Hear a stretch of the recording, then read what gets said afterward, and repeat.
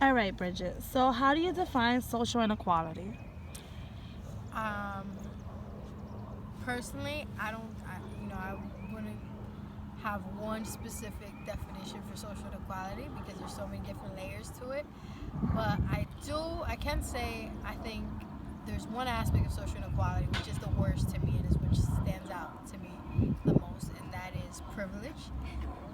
Consistently being aware of the fact that the benefits that you have in life are at the cost of someone else's well-being, at the cost of someone else's pain and harm.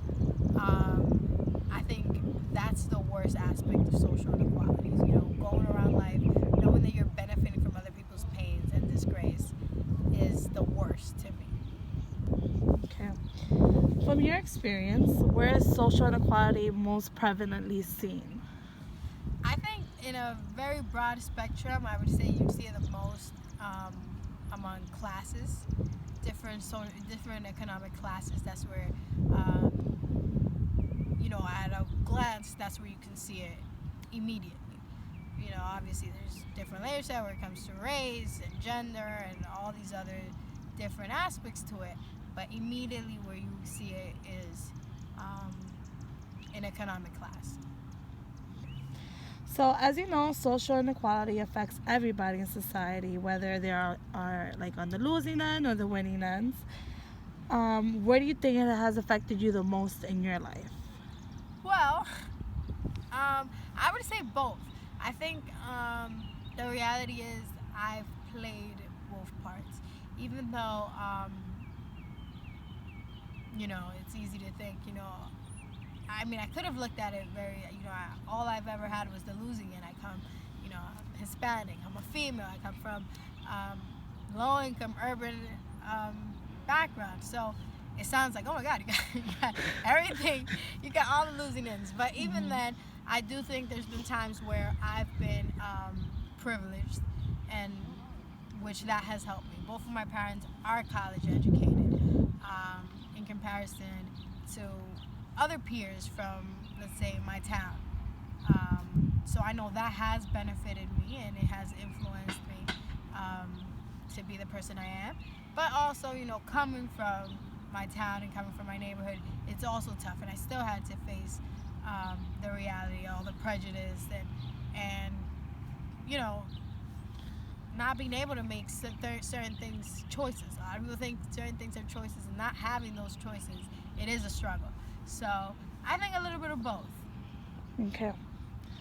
So if it has, but what do you think because of, let's say, the backlashes that from your backgrounds, like where do you think it has affected it the most? Um, I think growing up, I think it affected me when it came to just even coming to school. Um, I remember I had a full ride to a private university, and I didn't go there because um, I was told so much, in high school by so many teachers and everyone around, that we weren't getting the proper education. That students coming from my town were so far behind.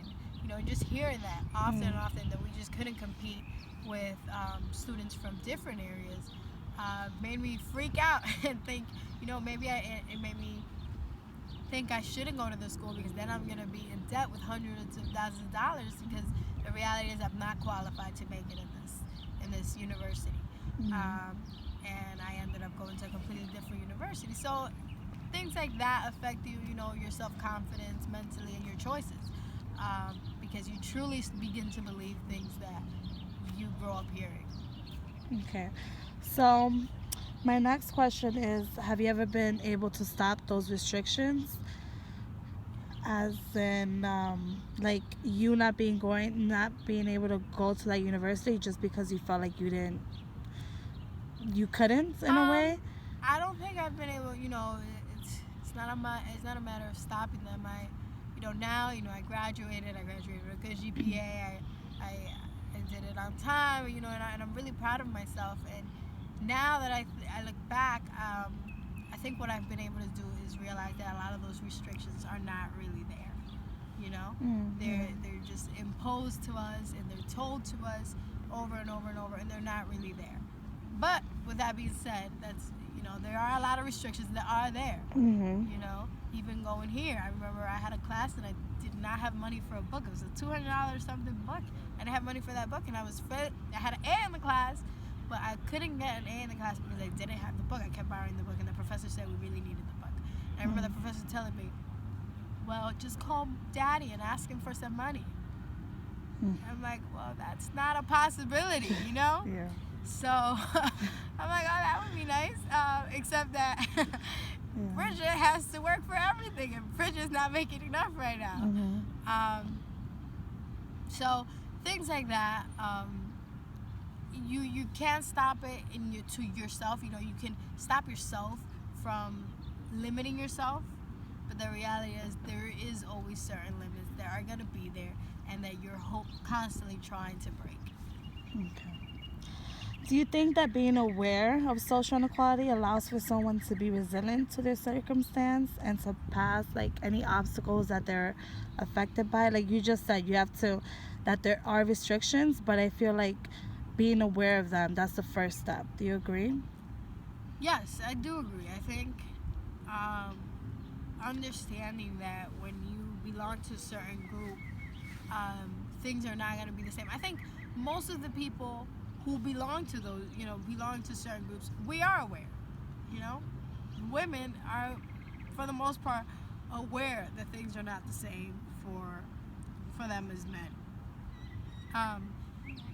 Minorities, all different minorities, we're aware. I think the most important thing that we're lacking right now is those people who are the privileged group, men, let's say, or racial class, or the rich, becoming aware of the fact that their luxuries are harming other people or at the cost of other people.